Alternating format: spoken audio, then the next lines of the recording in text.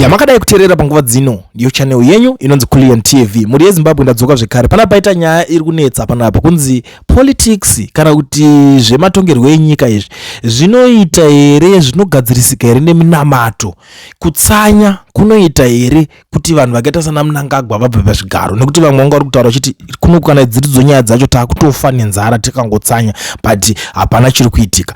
Handisi kuda kuti ndipindure ndine nyaya yacho because pagara pari kupisa, pane nyaya dzakawanda dzabva dzazongobatwa and it's very important kuti wewe ugare wangoita tune in kana uchinge watopinda pana pachivhitivhiti welcome kana chinge ri first time yako ndigara ndataura kuti ndopa Kulian TV. So please gara walike this video tichinzwa vakuru vari panapa kuti vari kuda kunyatsoedza kuti kudii pane nyaya yacho, because kana iwe unogona ngone zvako une ako maonero futi pane nyaya yacho, feel free kundibata even in the comment section ofuti tichitaurirana tichionesana kuti zvakamira sei. Regedza titeerere zvekutaurwa nevakuru vari panapa.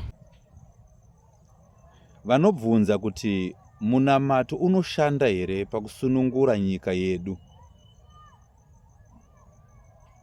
Vanobvunza mubvunzo wakanaka uye ndinotenderana navo pamaonero avo ekuti munamato haugoni kutibatsira nekuda kwereason yavanopa. Reason yavanopa ndeyekuti takanamata kakawanda. We have prayed for a long time and prayer has failed us. I do agree with you. But ndoda kungokupai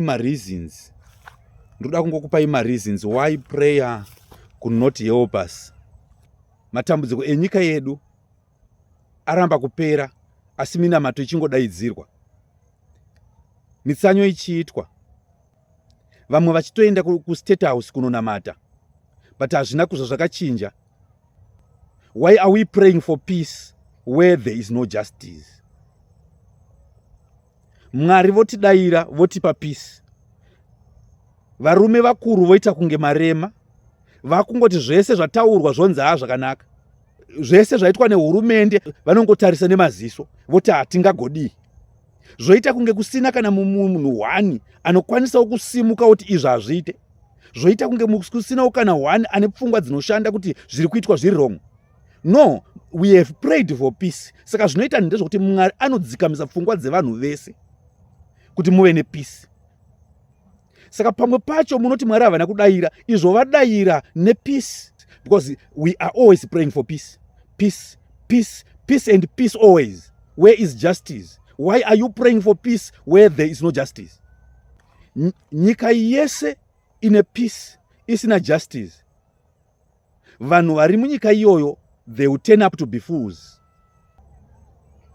Amos chapter 5 from verse 10.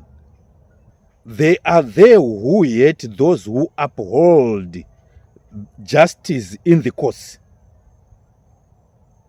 and they detest those who tells the truth. They levy the poor, they tax the poor, they build mansions. Chechipiri kuna 1 John chapter 5 verse 14 inoti iyo, this is the confidence that we have in him. If we pray according to his will, he will answer us. Saka chinoita kuti tishaye mhinduro inyaya yekuti tinogona kunge tichinamata zvisiri muwili yavo Mwari. Vhesi inoti munhu wese ngaanamatirwe iriko, but ukairamba uchiiverenga inotokuudza kuti kana vari vatungamiriri venyika nevatongi ngavanamatirwe kuti murarame murunyararo munyika.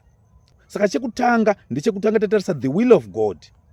Vanhu vatiri kunamatira ava, vatiri kunzi namatirai vatungamiriri venyika, namatirai kuti pave nepeace, vari kufanira kunamatirwa kuti varambe varipo here kuti pave nepeace. Vamwe vacho vanofanira vachitonamatirwa kuti vabude kuti pave nepeace. Most of the times panoungana vanhu vachinamata nyaya dzakaita sedzenyika idzodzi, hapana paunombonzwa vanhu vachisimudza a prayer point yekuti God rebuke our leaders so that they will rule in justice. Hapana anoda kutaura mashoko iwayo. Pamwe Mwari ari kumirira zuva ratichanamata tichiti vanhu ava ngavatonge zvakanaka, ngavasiye nzira dzavo dzakaipa. Munamato iwoyo pamwe ukanamatwa unodairwa. But vanotungamirira minamato, vanodedza ma-intercessors, vanokupai ma-prayer points anofavor vatungamiriri vanokupai maprayer points ari sweet, havadi maprayer points ari rebuking. Saka muda kuti Mwari vadayire chii? Because hamusi kutarisa kuti ivo Mwari vari kumbodei. Saka toita sei? Varume ngatibatanei, varume ngatitenderanei, tirwe nedambudziko rapinda munyika. Let us pray for God to raise powerful men. Kune varume nevakadzi vane simba vekuti vakadecide vanochinja situation yenyika in a twinkling of an eye. But kana vakagara zvakanaka ivo vanogona kutadza kufunga kuchinja zvinhu. Saka chii chatoda kuita? Toda kuti Mwari vangopindira, vabate mwoyo yevanhu ivavo, vanhu ivavo vatange kunzwira nyika tsitsi, vakwanise kushandisa power ravainaro to turn things for our best.